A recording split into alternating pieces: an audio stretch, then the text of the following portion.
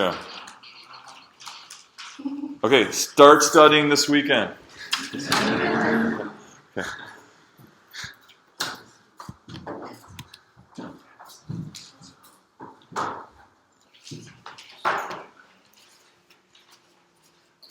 Okay, we're working on integral calculus. You know how fast something is changing, and you want to know how much of it there is.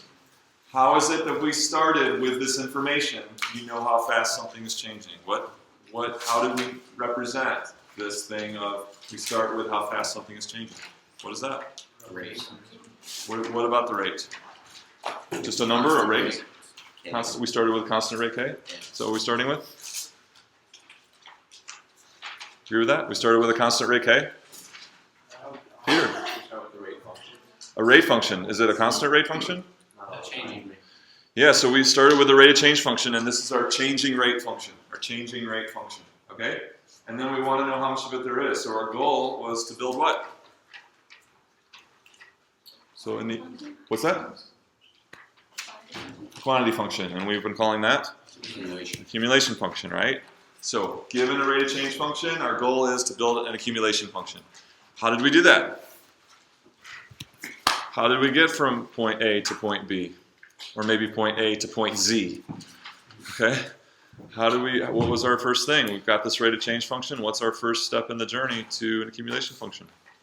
Find constant rates of change. Constant rates of change. And what do we call that? What function do we call that? Step function. Yeah. So we want a constant rate of change step function. And how does that get us closer to accumulation? How did we use that to get us closer to an accumulation function? An estimate of what the actual value would be? A value of what? Of the accumulation. How do we get those estimates of accumulation? Where did that come from? From the steps. Okay. So from the steps, we could get, each step can give us, got the right idea? Additional accumulation. Yeah, right. So how do things accumulate? What do we say? Things accumulate bit by bit by bit. So from each step, we can get a little bit of accumulation. And then we can sum those up, right? And each bit is our k delta x, right? K delta x. That's our math of constant rate of change. And by summing those up, that's the idea of building the accumulation function. Can you, what is R of I? Okay, so yes, right. So there's R. So R is our rate of change function. So R sub, say, x is our rate of change function. So I've been using both these notations, and I was glad that Zoe came in yesterday. So what's the difference? So Rx means the rate at the current value of x. Ri means that's referring to the different constant rates. So where do those? So R1 comes from some, call it P, comes from some x value, and then R2 is our next. So this is like the first step. This is the second step. That second step comes from some x value plugged into the rate function, maybe q. And then R3 means this is the third rate, the third step rate. And that comes from some third x value. So does the notation make sense? So when you have the parentheses, it's indicating the input, and what's in the parentheses is the input to generate that specific rate.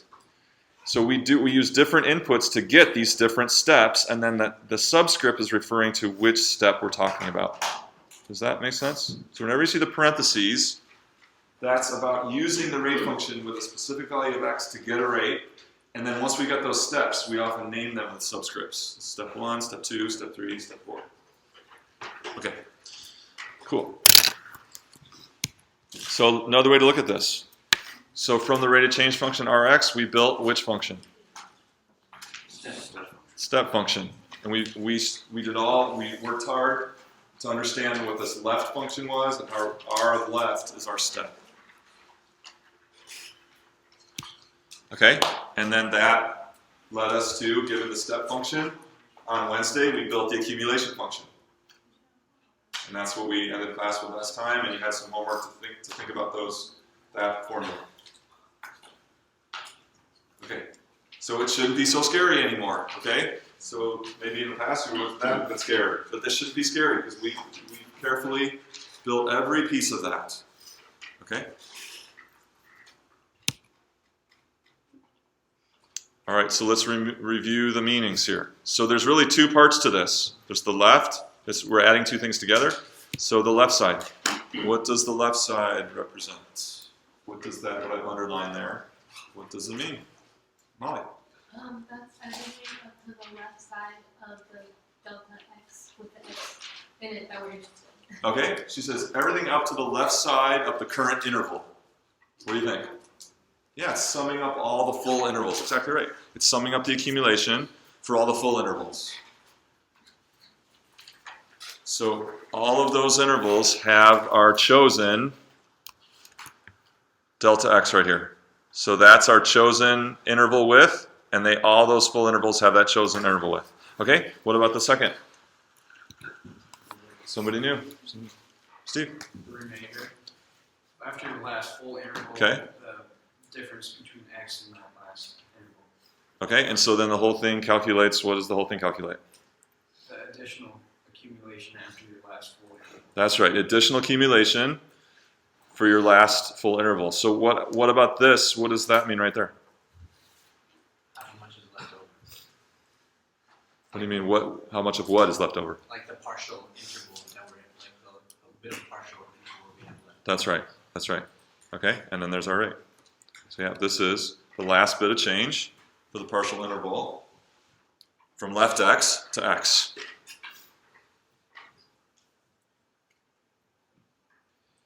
Okay, what about this right here? This is maybe, I know there was some difficulty with this right here. The input into R and the full intervals. What is the input into R?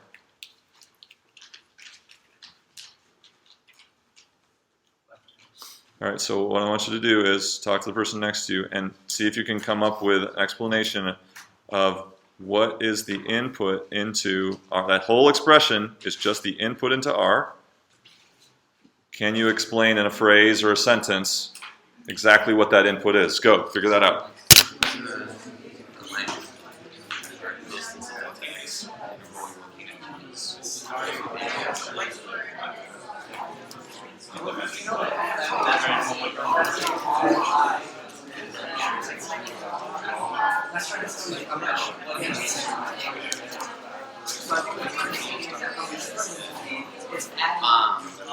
So A is like when you're starting on the next side.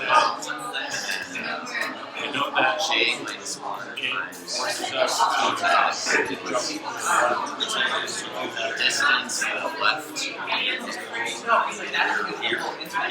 distance left. Distance left is this is rate from So if J was it's just with the I think it basically tells Yeah, you that's saying that A is the first interval. J is that plus 4.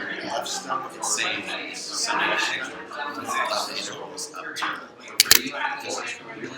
That's why. That's just for lefties. If it's mid, it's J minus 1. That's right, guys. I mean, if it was 4, Yes, if you like, if you had it. Okay, Brent. Still trying to figure it out. Okay, so how about, is it an x value or a y value? It's an x value. Okay, so it's an x value. It's an easy start. So it's the x value of what? The x value of what? You want to try to keep going? The left side. Or left end. Left end of what?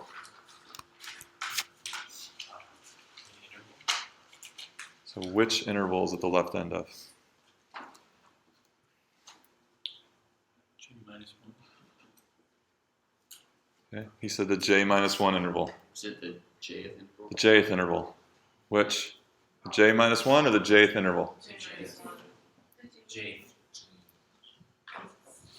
Jth. We need j minus 1 to get to the left end of the jth interval. So when you're in the fourth interval, you need 3 delta x's to get to the left end of the fourth interval. See?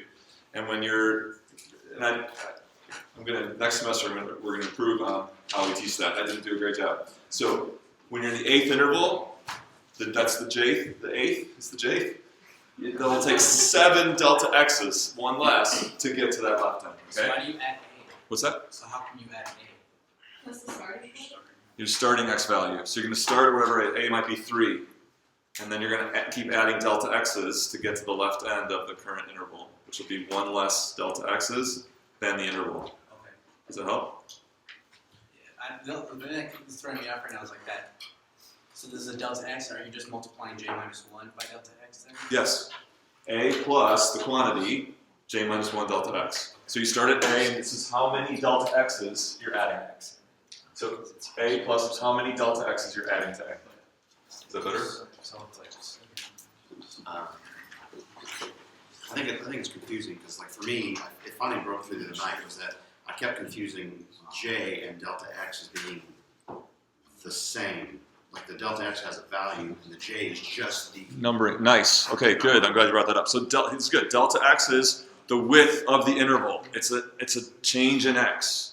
J is just labeling the interval, saying this is the first one, this is the second you one, can this is have the an third one. x in an 8th interval, and you need to find out how many full intervals up to that interval. To get to the left side the left of the side. 8th interval, which will be 7 delta x's. That took hours. Can you draw that? Go watch the video. So the video lays it out. We don't have time, or we can do it outside of class.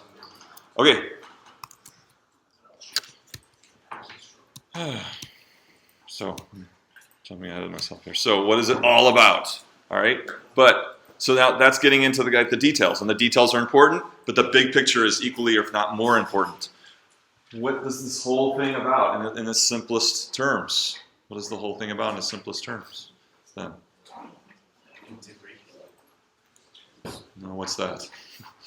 It's all accumulation of that, of the data of that, right? How Cum- much, whatever it is, how much of you have based on how. So what mathematically, in a simple way, what is that doing? That's what I'm asking. What is that doing in a simple? Adding up what? Adding up changes in y, and each change in y is? Each change in y we get by k delta x, right? So notice the full intervals. The full intervals. There's r, right? The partial interval. We want the rate at the left side of that last current interval. There's r. Okay, and then times delta x. See it? That's delta x. How does that delta x compare to this one? This is the change in x, which is that small part. It's like a smaller change. It'll be smaller because it's not a full interval, right? Because that'll be a smaller value than our chosen delta x. Okay, so you see it? So just in essence, all this is doing is summing up what? Summing up changes in y, like Melody said, by summing up k delta x plus k delta x plus k delta x. All the full intervals, the shorter partial interval.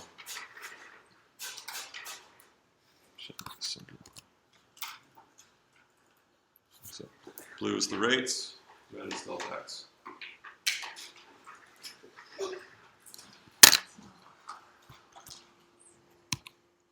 Okay, so in your homework, it started getting to how can we adjust this formula so that's mid, okay, instead of left. So can we get an accumulation formula that uses the mid instead of the left? All right, and so it's just good practice of understanding the formula. So what do we need to change in the first thing here to make it be mid? J minus 1 needs to change. I'm going to change j minus 1. Can we use what we got instead? Instead of changing this, can we just use what we got? So that, again, represents what? You know, it's to the left hand. X value of the, J but what about the jth interval? The left hand. The left end. So what we want now is the rate at the mid. So how can we just make it a change to that? Can you add, half delta x? Add a half delta x. He wants to add a half delta x. This is the x value at the left end. So if you divide by 2, you'll be back at another interval. So could you add delta x and then divide by 2? So they're both saying, both those guys said, add half of delta x. What So, about add 1? okay, there are different ways to do it. There are different ways to do it. But I think this is the simplest, kind of quick way to think about it. So now instead of the left end, just add half of an interval. And now we've got the x value at the mid. And we're going to take the rate. So if you were gonna add delta x over 2, would you add that like, so it would be like a plus delta x over 2 plus j minus 1? Yeah, so addition is commutative. You can add it anywhere there you want. You can add it first or last or in the middle. It doesn't matter. Just add that to that. Okay, what do we need to change over here? So now we've got our rates from the midpoints. We're good. What do we need to change here so that we're reflecting the mid? So both of them? Change them both to mid. Change that one to mid x and that one to mid x. Is that right? I'm going to say that the x minus left x needs to stay because you're still defining where that x, that current x value is in that interval. Okay. Is that, So he wants to keep, you want to change this one to mid. that's what and I'm you- trying to do. Yeah, you want to change that to mid and keep this one as it is. That's what I was trying to do. All right, so are we in agreement that we need the rate at the mid of the current interval? Yes. That's good. Okay, so the question is, do we want to change this to mid or not? Do we want to change that to mid or not? Well, wouldn't it be in the interval, if the intervals would be in the mid now, so wouldn't it be, like the x would be past the mid, and then so you're going to the distance between the mid and the x? Okay, so here's, say this is our value of a right here, okay, first value. And then we're going to come along here and we're going to have the current value of x. Boom.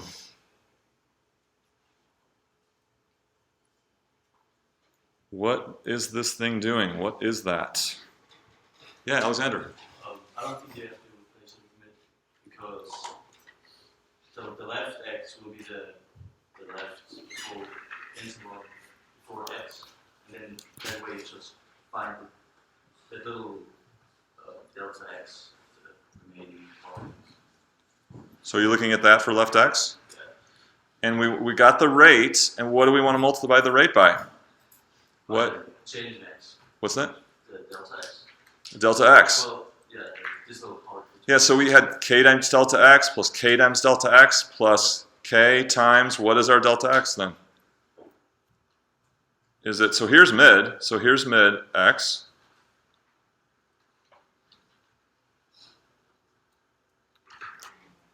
What do we need to multiply by?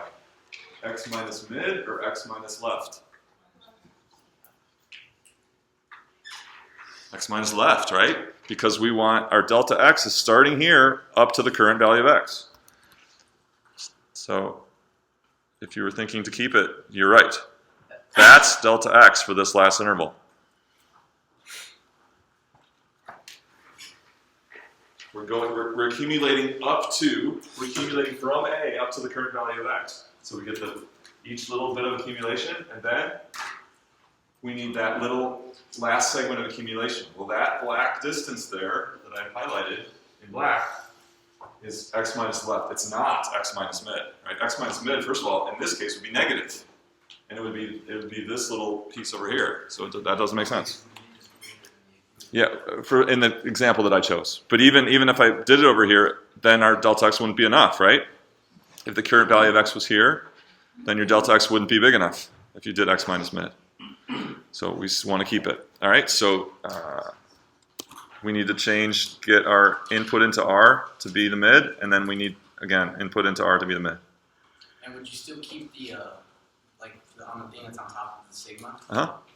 So it would still just be the floor? Yeah, this is what? The number of full intervals. Number of full intervals will stay the same. Yeah? So if we wanted to reference the right side, then the methodology would still be the same. We would reference a right x instead of a left x. That'd be a good little project for you to think, and then we can talk. Yeah. So instead of getting, I don't want to open another can of worms, but that'd be great for you to work on that, and then we can take a look at it. Okay. Any questions So hopefully this is making sense, but you're still going to have to keep working on it. Go through each small piece, each medium-sized piece, and the whole thing, and keep asking yourself, what does this mean? What does this mean? What does this mean? For this exam, are we going to do this accumulation function with the right x? So I could ask you about the right x. Yeah, it's possible, because it would be testing your understanding of this and your understanding of right x, kind of put together. Why is that still saying the same one? What's that? So that last little parenthesis. Yeah, just think about what we're doing. We're accumulating up to the current value of x. So that last partial interval is going to be some rate times what? Times what delta x? For accumulating from a to the current value of x. Right? So we got to cover all our x bases. So it's always going to be from there to there. Always. Yeah. So it's always going to be x minus left of x at the end. Okay, let's go on. You know the answer. And if you don't, think about it. Okay, so here is, I think in your homework you had this function, and so I'm going to give that function some meaning now, that function, our rate function, as dumping sand onto a scale. Okay, that's going to give the rate of change of weight in pounds per second as a function of time in seconds. And here's a graph of that function. Okay, and so that's the first command line. So let's go through each command line and just quickly talk about what they mean. So we know that delta x can change the width that we're choosing for our intervals. Okay, what about this? What does it do? What does this line do? If I turn this on, what will we see? Somebody new. Janae. The points on the bottom.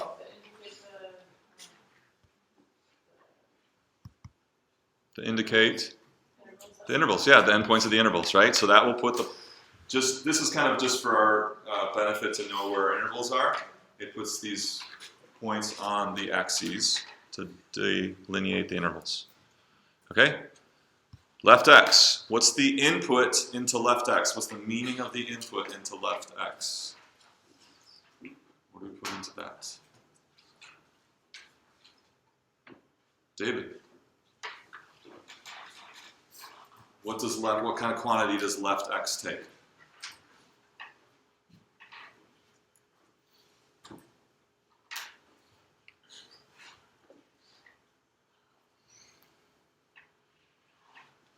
Lemon. I think the left point. The input is the left. The input is the left end of each interval. Is that right? Okay, she's saying the input is the left end of each interval. Shannon. The current x value. Zoe agrees with that. Yeah, so left x is any value of x that we want to accumulate to. The current value of x. Okay, what does it output? What does the left x output? Jonathan. Left end of the current interval. The left end of the current interval. Is that an x value or a y value? X value. So you get another x value, right? You put in the current value of x. It gives you the left side x value of the current interval. Okay? And we talked about the mechanics of that. Step. What's the input into step function? Alyssa.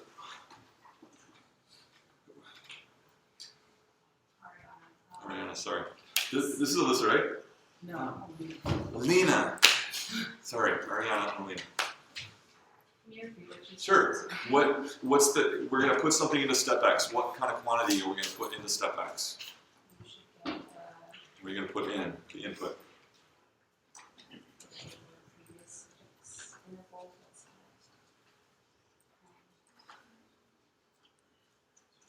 Okay, sure, Ross.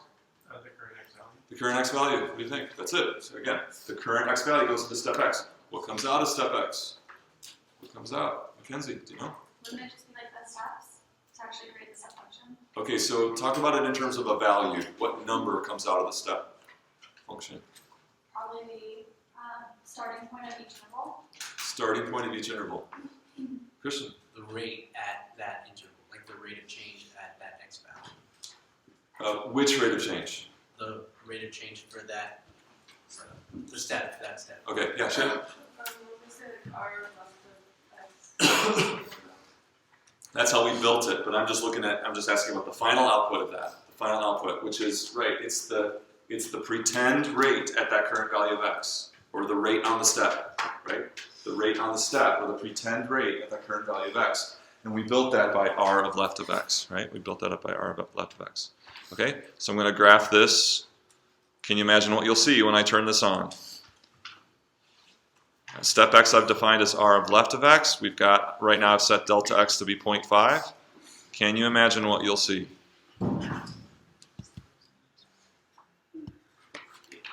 Is that what you imagined? Okay, that's our pretend rate function. That's our pretend rate function. Okay? Now, then we did this bad boy.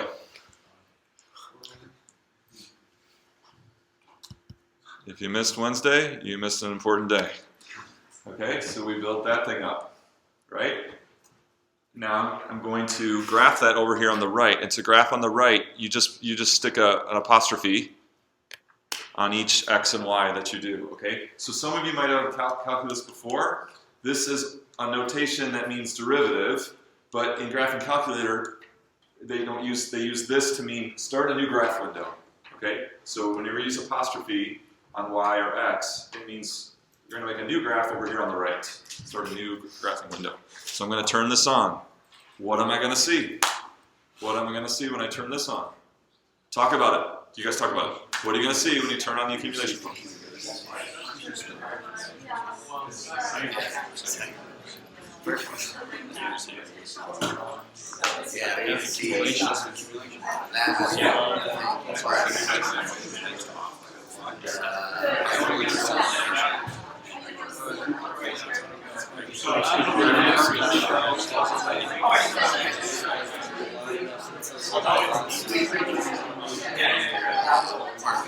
Zero.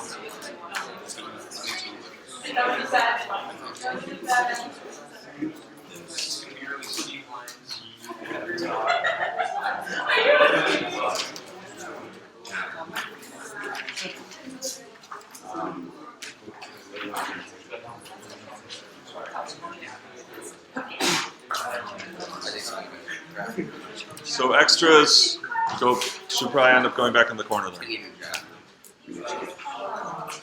Okay, Marco, what do you think? It's going to show the different rates of change. How is it going to show the different rates of change? We're going to show like straight lines and change or ever You want straight lines that change in what will change about the lines? Yeah, slopes. You want straight lines that will change, their slopes will change. Is there any more to add to that? Tell me your name again. Yeah, Oh, Connor. Connor. There's like 3 Connors in here, right? Okay. I'm not sure. So anything to add? Accumulation, the constant rate of change at the set intervals that it has on the set function. Okay. So it's going to be straight lines, and then at each interval it's going to change slope. Each interval is going to change slopes with straight lines.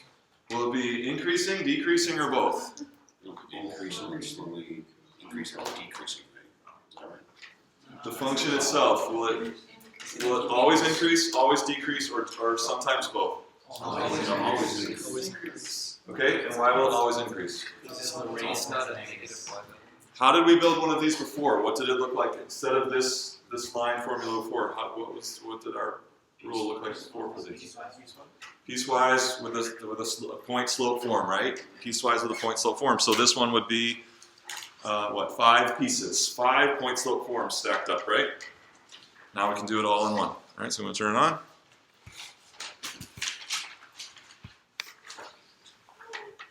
There it is. So that's graphing our accumulation function that we built. So now I got lots. I'm going to turn it on and make it dynamic, and we got lots of questions on the back page of this. Look for the R questions. Go. You got lots of work to do there. So you're going to talk through those, all those questions on the paper. Take about 10 minutes to do this.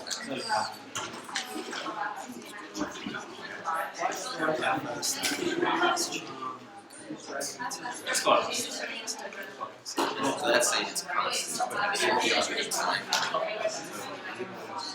So It wants to know if it's that estimated or is that it's estimated. That's in reality. That graph is constantly changing. It's constantly changing your rate. But in our step function, it's saying 0 to 5.5, it's constantly 0.5 to 0.5. And so that's an estimate. So it's not exactly.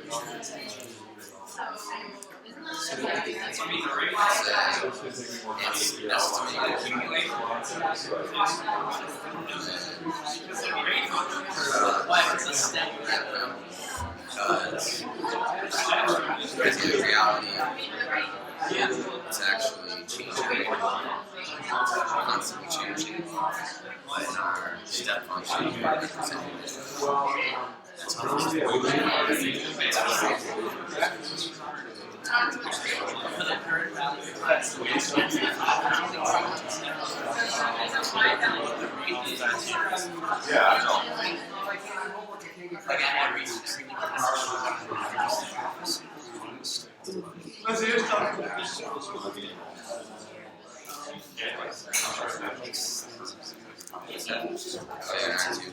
Estimated or it makes it similar. yeah, it makes it simple.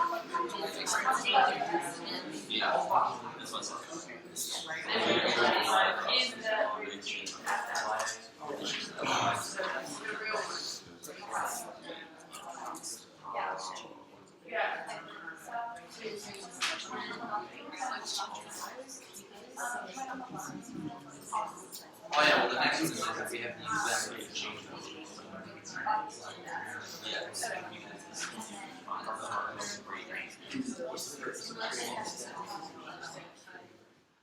As the rate, That calculates changing.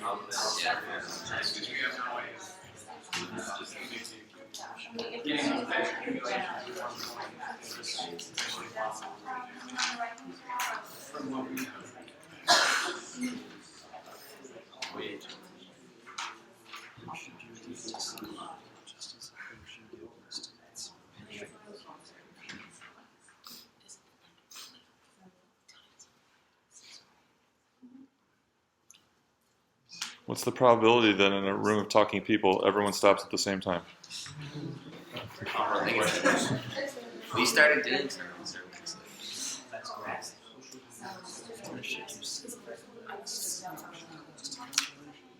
I think it gives that. It gives you actual values. Oh wait. Oh, accumulating. Yeah. I mean, I guess it's kind of almost to Gives you actual values per bar. estimates. Yeah. Yes, being really smaller. So it's Yeah, so it's like an estimation, but it does give actual X values for accumulation. Oh, we're not done. It's part of the questions.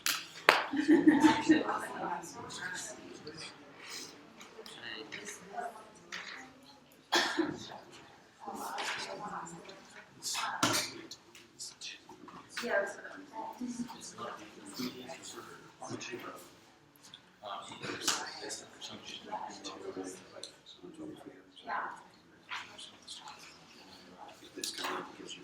They're extras of those handouts. It's a reason to use it.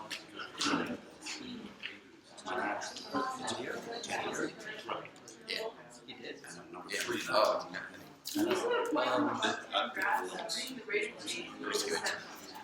Early one spot. It relates because the hikers The point that we're tracking. So this dynamic point here. Oh, okay. Yes. So the A of X. points on the left graph referring to the black point shown as it increasing. That's based on. Okay, the black point shown. I think on the left, that's just the interval. yeah. And then on the right, it's the Any questions? I'll make one more lap round. You have a question? it's the rate of change. I think the right is the rate of change on that. I think. Well, left-hand graph, when it says where does the point represent, are we talking about a point that's in reference to the x value or a point that's in reference to the step? The point that's shown that's increasing. So the black dot? The black dot. The black point. This is the amount of sand. What's that? This is the amount of sand. Yeah, that or There's lots of different things going on here. So the context is sand is being poured on the scale. That's the context. Okay. The context is dumping sand on the scale.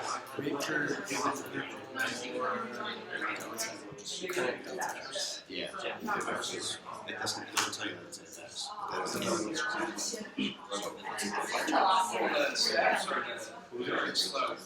It says where should you see graphs? If that is not defined, so where do you see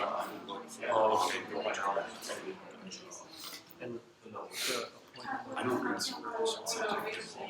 That's how I Yeah, it said on the right graph, the rate of change, or I said rate of change on the right. So I gotta read So I said on the left, that's the delta x interval, and on the right, it's represented by the rate of change.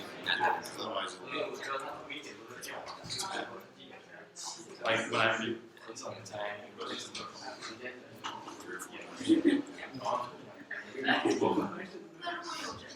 I say you have to read it. He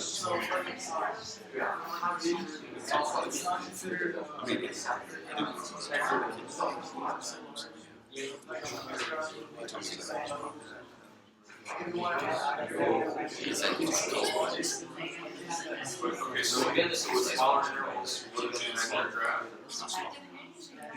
Yeah, it's so it's really question. Like you more extra.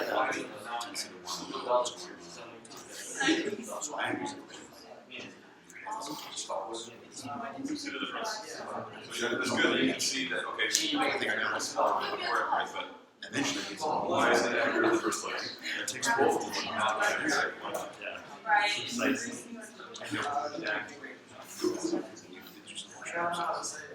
If you Well, so what is it based on? This accumulation graph is based on. when this happens, Yeah. just because you can. There's a two functions graph. Which function is that? Right graph. What about the step function? Is that accurate? At the same time. There's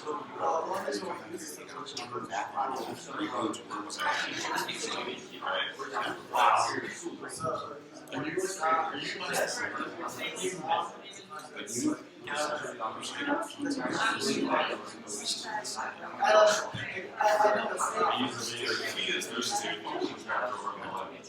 There's the red function and the blue one. Can you tell me? You better know that.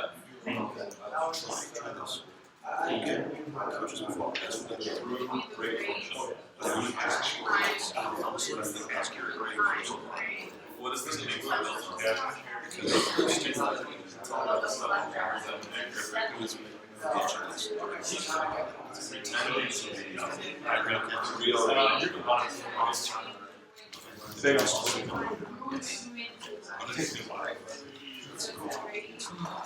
Okay. Where do you look to see elapsed time growing? First of all, where do you look to see elapsed time growing? Brian? Either graph x-axis. Agree? That's it. Both graphs. Our x stays the same, whether we're talking about rate or accumulation. The x-axis will be the same quantity, in this case time elapsed since we started dumping the sand. Okay, how fast is the weight changing? Where do you look to see how fast the weight is changing for the current value of time? Yeah, Brent. What about the left graph? The y-axis shows you the rate. Okay, the y-coordinate on the left graph will show you the rate, the current value of the rate. Okay, whether that's exact or, all right. So yeah, so is that an estimated or exact? I'll just pause it here.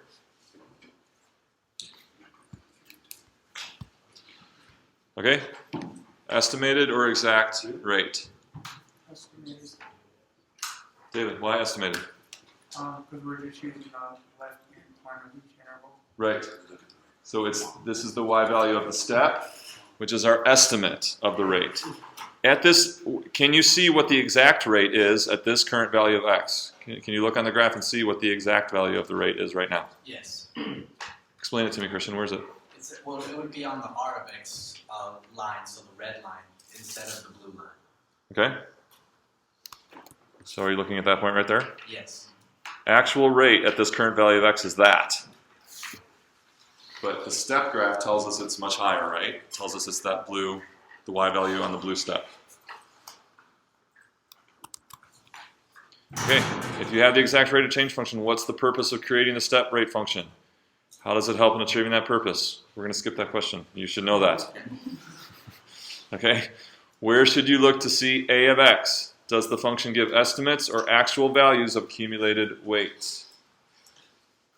Gilbert? The right graph. The right graph? And does it give actual or estimates? Estimates. It gives estimates. So, what does a point on the left-hand graph represent?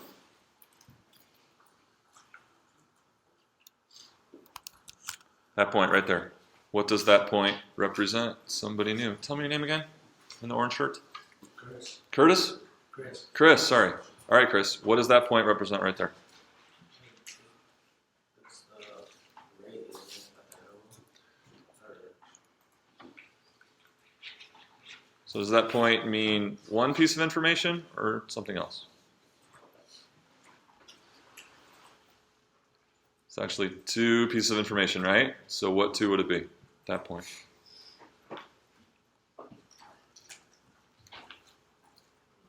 Not sure. Okay. Connor. This Connor. It would be the time for x, Current value of time. and then it would be the rate of x. It's r of x. So which rates? We got two rates flying around here. So which rate at x does that point represent? The left hand, the rate on that interval. Okay. Shannon, what were you going to say? I was gonna say R of left. Okay, and what is that? What is r of left of x? So we're asking about what does that point represent? It's true, it's r of left of x. Can I write it this way? What? So Peter? The rate of the step. The rate at the step, right? The estimated rate, our estimated or pretend rate at this current time. Okay, what about the point on the right graph? Somebody new. Sterling. What does that point on that right graph represent? That's the total amount of weight at that point in time. Total amount, and which is which? The y is the total amount of weight at x time. Okay, so at the current value of time, it's the total amount of weight. Exact or estimated? Estimated total weight that's landed on the scale, right? So it's all the weight up to this amount of time added together at that current amount of time, at that current value of time. Question? Go ahead. So A of X. It is A of X, right? It's A of X,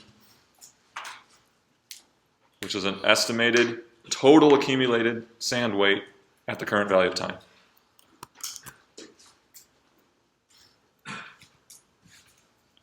Why does the right-hand graph have abrupt changes in slope? Why does it have abrupt changes in Shannon? Or Shana? Because it comes from the step function. Comes from the step function. So it has, so it's piecewise, and since the step function abruptly changes, then the slope has to do that. Yeah, so the step function is abruptly changing in the rate of change. Therefore, the accumulation function abruptly changes in the rate at which it's accumulating. Okay, really important question. Between 1 and 2 seconds elapsed, so from here to here.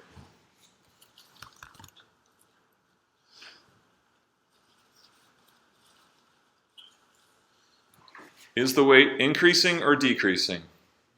Increasing. Is it? Do you all say increasing? The weight. The weight. Is the weight increasing? The weight of sand increasing or decreasing? You think it's what? I think it's increasing. Why is it increasing? It's increasing at a slower rate. Yeah. So what's the rate is going down, but what what about this shows us that it's increasing? What do we know? How do we know it's increasing? Yeah, go for it. Yeah. Yeah, we got positive y values, right? Positive y values. These are all positive y values, meaning a positive rate. It's just increasing at a slower rate as time goes by. Okay, so that's how we see it on the left graph, that these rates are positive. Between 1 and 2 seconds, how do we see that the weight is increasing on the other graph?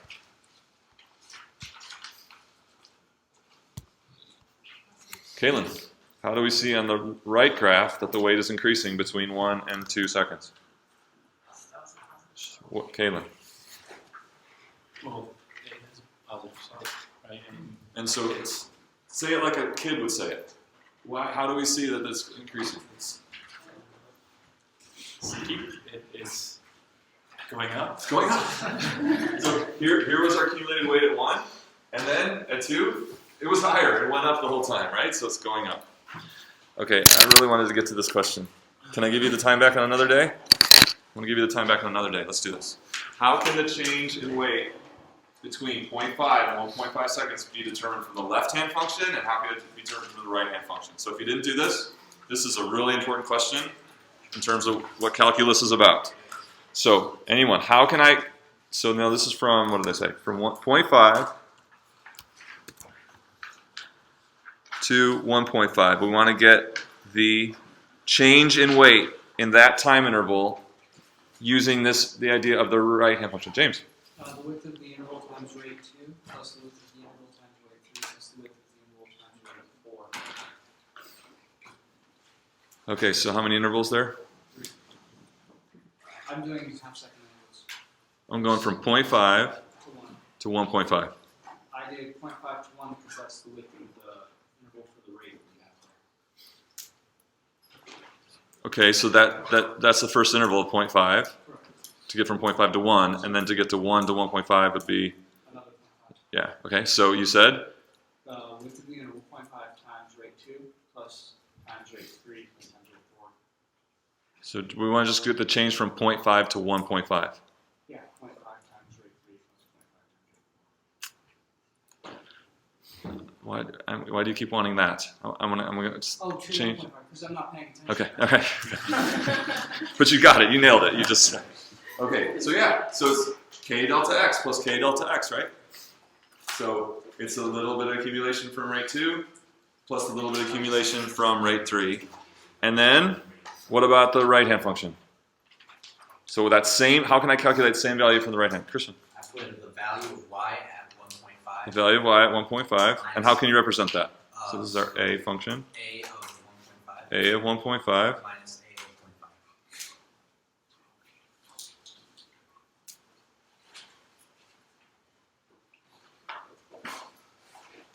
All right. So that change in weight would be A of 1.5 The- minus A of 0.5. accumulated weight up to 1.5 seconds. Subtract off how much you accumulated in the first 0.5 seconds. Would give you that change, right? Do you see it? We're doing calculus.